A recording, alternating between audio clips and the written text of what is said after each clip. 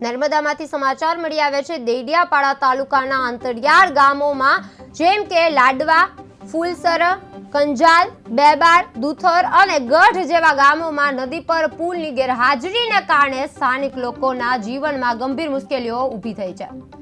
આ ગામોના લોકો દર વર્ષે શ્રમદાન કરીને કાચા પુલ બનાવવાનું કામ કરે છે, કારણ કે સરકારી કામો અથવા દવાખાને જવા માટે 35-40 કિલોમીટર દૂર જતા રહેવું પડે છે। આ ઉપરાંત કેટલાક દર્દીઓ તો લાંબા અંતર પર જતા જ મોતને ઘાટ ઉતરી જતા છે।